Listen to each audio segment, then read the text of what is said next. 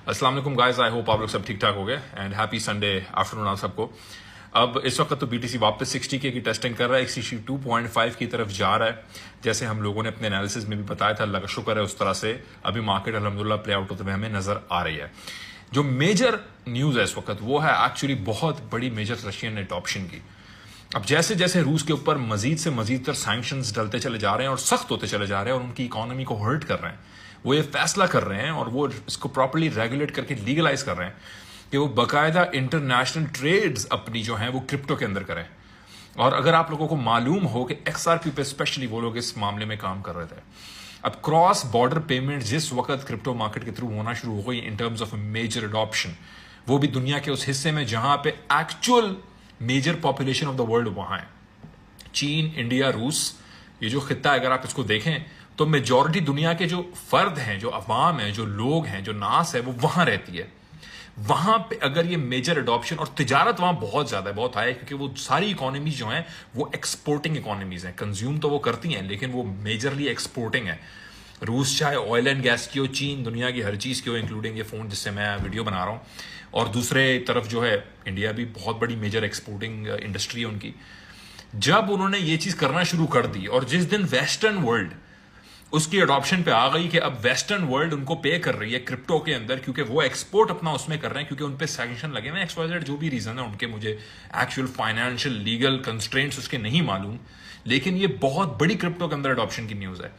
एवं ही नहीं, Jamie diamond जैसे लोग या मॉर्गन जैसे लोग या ब्लैक रॉक जैसे, लैरी फिंक जैसे लोग, न्यू वर्ल्ड ऑर्डर वाले लोग, और ये लोग सब इसके फोर फ्रंट पे रहना चाह रहे हैं, एटलीस्ट बिटकॉइन के फोर फ्रंट पे रहना चाह रहे हैं।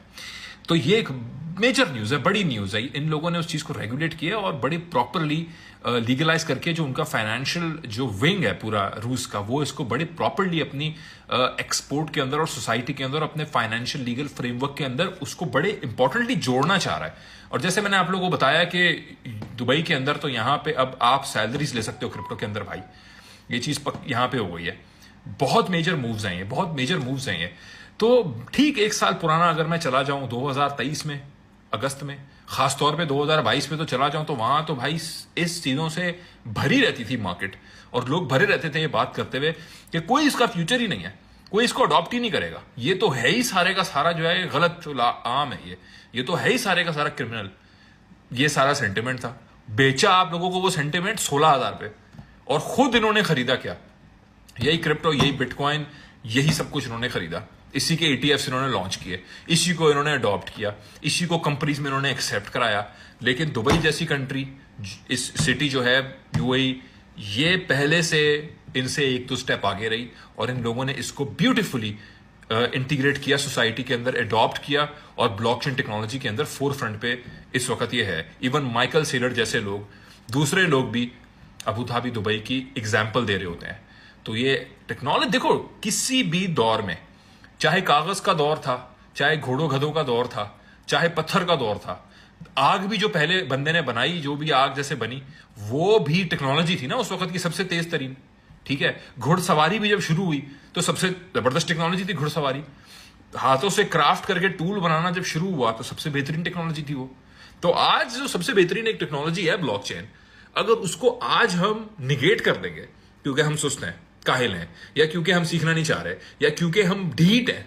ढिठाई जो है ना, याद रखें, ढीठ आदमी कभी भी अपनी नॉलेज में, अपने विजडम में इजाफा नहीं कर सकता, क्योंकि ढीठ आदमी जो है ना वो जहालत से ढिठाई में होता है, वो ढीठ होता है जहालत को, कहते हैं मेरी जहालत बस मेरी जहालत है, मैं ऐसी में रहूंगा, मैं ढीठ आदमी हूं, मैंने नहीं सीखना, मुझसे कोई बेहतर नहीं है।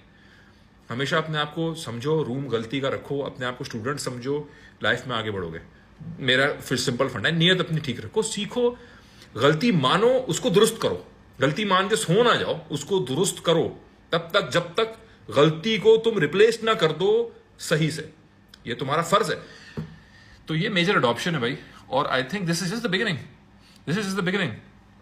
तो मॉनेटरी पॉलिसी के ऊपर अभी नजर है, मैं इसके ऊपर अलग सेपरेट वीडियो बनाऊंगा, लेकिन मैंने सोचा मैं इस पर जरूर वीडियो बना के आप लोगों से शेयर करूं major news. Thank you so much, जज़ाकल्लाह।